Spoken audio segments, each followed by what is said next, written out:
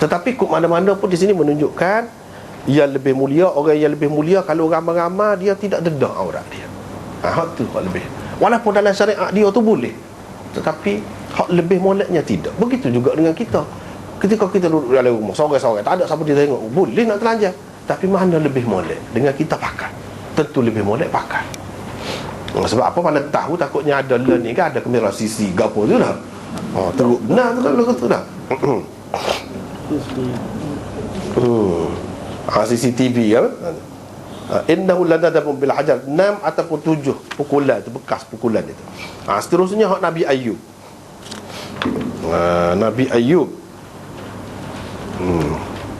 Sebelum tu kita pergi di sini, Imam Bukhari mari dua hadis ni cerita dua orang Nabi ni, nak cerita dari segi usul fiqhnya.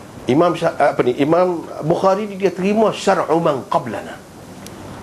Dalam usul fiqh dia ada satu bab syar'u man qablana, syariat orang sebelum kita, syariat Nabi sebelum Nabi kita. Boleh ke tidak kita pakai? Imam Bukhari nak cerita boleh. Sebab apa? Dia mari Nabi Musa, syariat dia tidak syariat kita. Nabi Ayub, syariat dia tidak syariat kita. Kalau tak boleh ikut waktu Nabi, mari waktu dia dalil. Tak boleh ikut lah. Kena bukti Nabi kita lah. Ada. Dia nak ceritanya syariat Nabi-Nabi dulu pun tetap terpakai juga. Kita pun terikat dengannya, selagi tidak ada dalil yang memansuhkannya. Tidak ada dalil yang memansuhkannya. Macam di sini Nabi SAW tak ada komen apa. Tak ada komen apa Nabi Musa. Dia tidak kata dalam syariat dia, tak ada. Kalau dia kata dalam syariat dia boleh, sekurang-kurangnya orang akan fikir dalam syariat kita lagu lain. Ini menunjukkan dalam bab ni syariat hak dulu dengan hak kita serupa. Serupa. Itu syar'u man qablana orang panggil. Dan Ibnu Abi Layla mengatakan tak boleh seseorang tu mandi bertelanjang walaupun seorang diri pun tak boleh. Imam Bukhari nak tolak tu kata kalau ada hak telajak lagu ni, tak perlulah lagu tu. Tak apalah. Seterusnya hak Nabi Ayub. Nabi Ayub ni tiba-tiba an Abi Hurairah. Ini dia isyarat kepada sanad hak tadi juga, serupa aja. Sanad hak bawah tu serupa tadi, perawi di atas Abu Hurairah. Lepas tu dia mari di akhir tu, Ibrahim juga meriwayatkan daripada Musa bin Uqbah hadis ni, daripada Safwan bin Sulaim, daripada Atha bin Yasar. Yang ni selain daripada sanad tadi, sanad lain pun ada juga, cerita benda yang sama. Cerita benda yang sama. Apa dia Nabi Ayub duduk mandi telanjang. Tiba-tiba mari berguguran, belalang mah. Belalang mah. Ayub pun kau lah. Kau belalang tu bubur dalam kain dia. Bubur dalam kain dia. Tuhan pun kata, wahai Ayub, bukankah aku telah membuatkan engkau tidak perlu kepada apa yang engkau lihat itu? Aku telah menjadikan engkau ni seorang Nabi, seorang yang sabar, dan macam-macam lagi sifat-sifat yang istimewa lah Nabi. Nabi ni dia tak akan nak, tak terikat hati dia dengan benda-benda dunia lagu tu. Kamu tak say dah kan benda-benda lagu tu, berasa tak say dah. Buat apa ya nampak gomo sangat tu. Ayub menyahut, memanglah betul hak tu. Hak tu. Demi kemuliaanmu, bagaimanapun aku tetap perlu kepada keberkatanmu. Tapi hak ni benda pelik ni, luar biasa ni.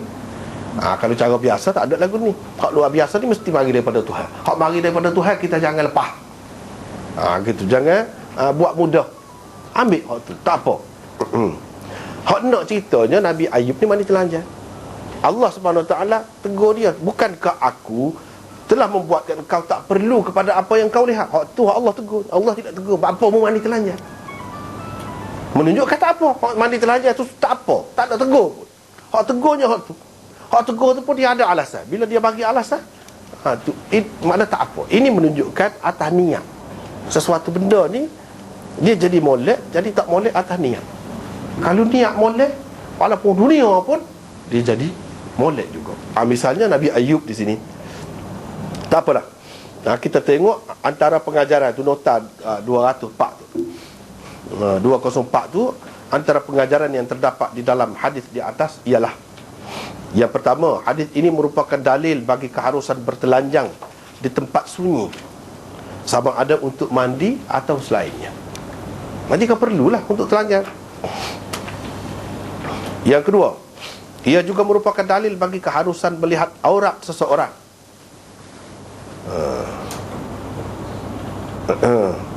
Kerana sesuatu keperluan seperti berubah, memastikan ada atau tidak adanya sesuatu keaiban yang didakwa dan sebagainya. Ketiga, keharusan bersumpah ketika menyampaikan sesuatu cerita. Macam Abu Hurairah tadi, dia bersumpah, dia kata, wallahi innahu lanadabun, memang ada bekah, kata dia.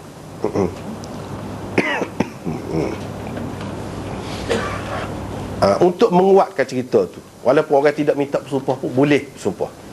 Yang keempat, mukjizat Nabi Musa yang nyata dalam bentuk batu membawa lari kainnya. Ini termasuk dalam mukjizat, bukan termasuk dalam perkara yang mengaibkan Nabi Musa. Dah, termasuk dalam mukjizat dia ni. Jadi hak tak faham tadi, dia kata ini hadis maudhu', hadis qarut dekat Abu Hurairah ke apa. Dia tak nampak mukjizat tu. Dia tak nampak mukjizat. Sebab kata dia, mukjizat-mukjizat ni bila orang cabar baru perlu kepada mukjizat. Oh, jadi kalau lagu tu syarat mukjizat ni kena cabar dulu. Gitu ke? Dak berapa banyak tak ada siapa-siapa cabar pun. Ada berlaku juga. Tu pokok kurma dalam masjid Nabi dulu tu. Jerit tu bila Nabi nak tinggal, jerit, bunyi sebuah unta. Jerit. Pasal apa Nabi nak duduk atas mimbar pula. Orang pakat buat mimbar ke Nabi, nak duduk situ, nak lulus. Nabi duduk situlah kalau nak ceramah, nak kecek. Duduk sadar, pegang tangan dekat batang pokok kurma tu. Pasal dia cabar situnya. Tak ada siapa dia cabar, berlaku. Tidak semesti mukjizat ni bila ada cabaran dulu baru kena ada. Tidak lagu tu.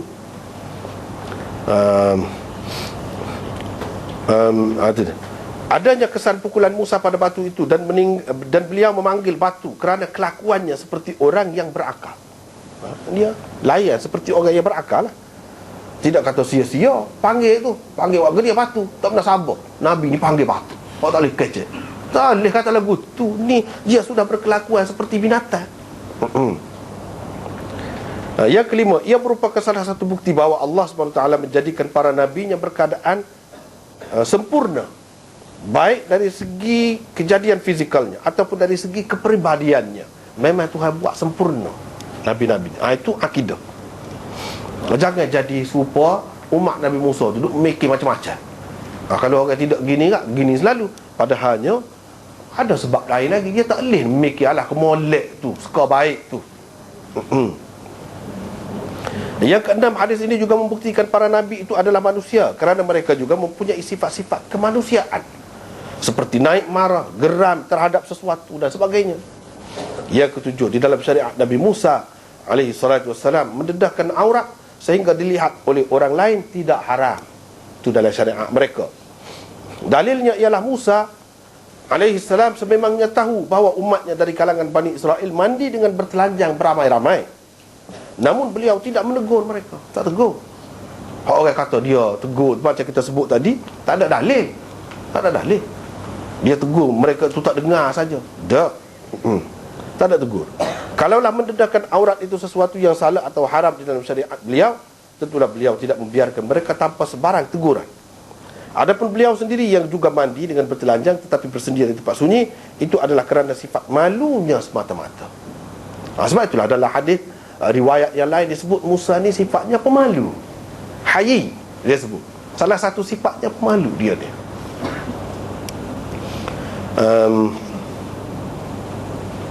Bukan kerana wajib di dalam syariatnya.